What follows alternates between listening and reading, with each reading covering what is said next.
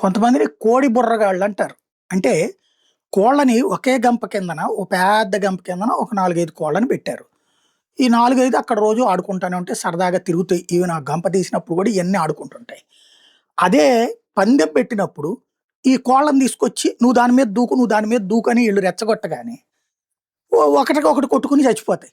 సచ్చిన దాన్ని తింటారు, గెలిచిన దాన్ని తింటారు.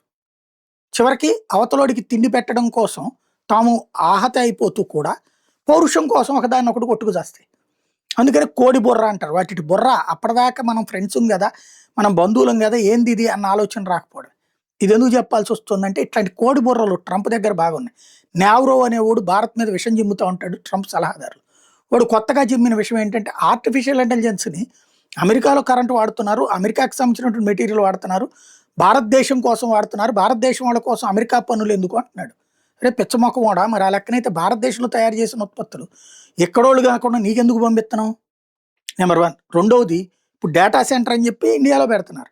ఈ డేటా సెంటర్ ఎవరిది? గూగులోడిదంటే అమెరికాదే గదా! మరి నీ డేటా సెంటర్ కోసం మా కరెంట్ ఎందుకు తక్కువకివ్వడం? మా నీళ్ళు ఎందుకు తక్కువకివ్వడం? మా దేశం ప్రజలందరి పన్నులతో నీకు సబ్సిడీలు ఎందుకు ఇత్తన్నాం? అంటే ఇదంతా ప్రపంచమంతా ఒక కేంద్రం అనుకుంటున్నాం గాబట్టి. ఒకడికొకటి ఇచ్చిపుచ్చుకుంటున్నాం గాబట్టి.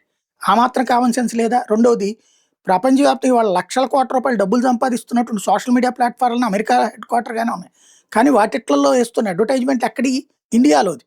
అక్కడ కోట్ల రూపాయల డబ్బులు ఎక్కడి నుంచి వస్తున్నాయి? మేమందరం నీ వీడియోలు, నీ పోస్టులు ఇయన్నీ చూస్తుంటాం వల్ల ట్విట్టర్ దగ్గర నుంచి, ఫేస్‌బుక్ దగ్గర నుంచి అన్ని హెడ్ క్వార్టర్‌లు నీ దగ్గరే గదా ఉంది. మేము చూడటం వల్ల నువ్వు ఎందుకు సంపాదించుకున్నావు మేము అంటలేదు గదా! ఆ మాత్రం గూడా బుర్ర లేనటువంటి కోడి బుర్రగాడు అక్కడ ఆడు వాడుతున్నాడు. భారత్ మీద వ్యతిరేకంగా వాగుతున్నాడు. వాడి మాటలిని ట్రంప్ ఏది పడితే అది జేస్తున్నాడు.